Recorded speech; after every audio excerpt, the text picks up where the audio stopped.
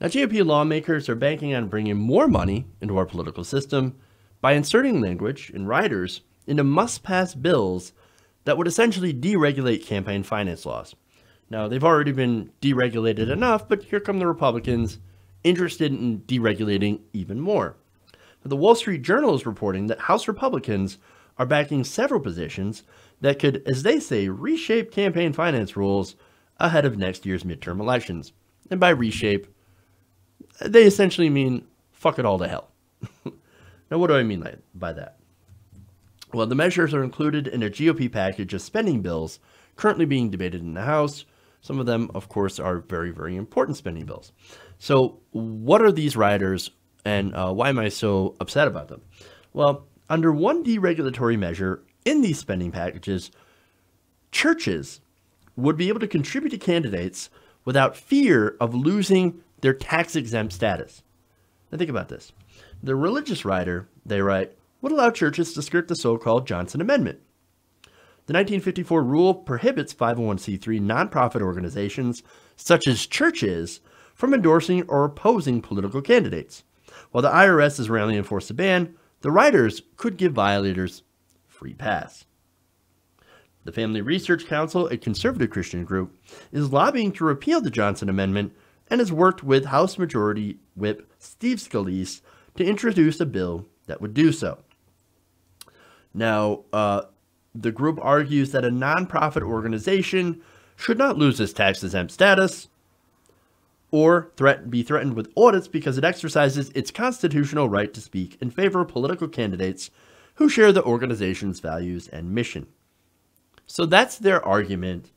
For one, this organization is not a person.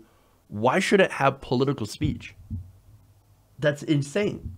No, if you want to play in politics, you're going to have to pay. We'll make a deal with you. You can give to all the Republicans you want if you pay your taxes. Does that sound fair? No. But see, they want their cake and eat it too. Or in this case, their cake is tax cuts or being tax exempt. Okay? No, here's the thing, right? What they would do, and this doesn't necessarily have bearing on the constitutionality of them being able to give to political candidates, but look, what they're going to do is they're going to spend money on anti-LGBT legislation, and they're going to push more religious liberty bills.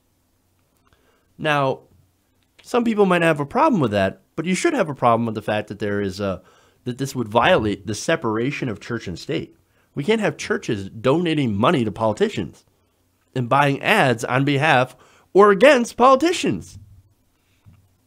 The whole reason that they're tax exempt, too, by the way, is not so they can give money to politicians, so they can use that money on charity to help the less fortunate.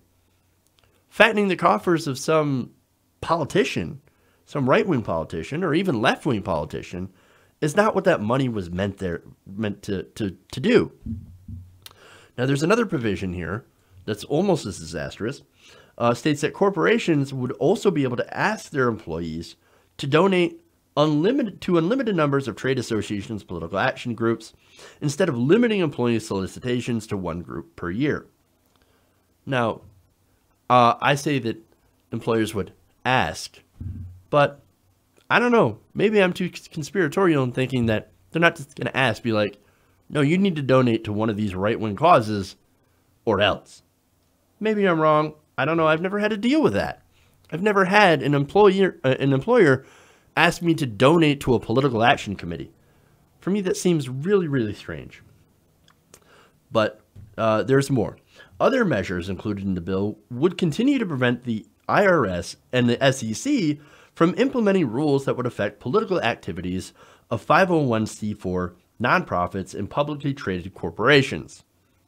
And the government would also be prohibited from requiring federal contractors to disclose their political contributions and campaign expenditures. So these bills, these are riders, okay? Now, that means that if the bill passes, they pass too. You can't just individually vote on these. You vote as a whole package. So that's a big, big problem. And as you can see, all these different bills are disastrous in their own right and exist only to open the spigot of more unaccountable money in politics. Now, Democrats, to their credit, they tried to strike down as many of these riders as they could. So they get a little bit of credit for that. Now, while the Democrats do take a lot of corporate money, and I go after them for that a lot, they still seem to strike down things like this. However, Republicans have obviously shown that they will always go to bat 100% for their corporate overlords. And this is a great example of that. These deregulation riders would be absolutely disastrous for the country and would already exacerbate the enormous problem of money permeating our political system.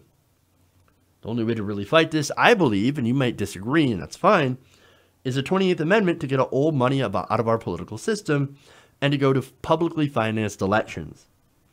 And until we get an amendment or something similar, we're going to see Republicans and some Democrats continue to push for even more corporate money in politics and even more dark money in politics. And that's something that we just don't need more of. Hey everybody, thanks for watching this video.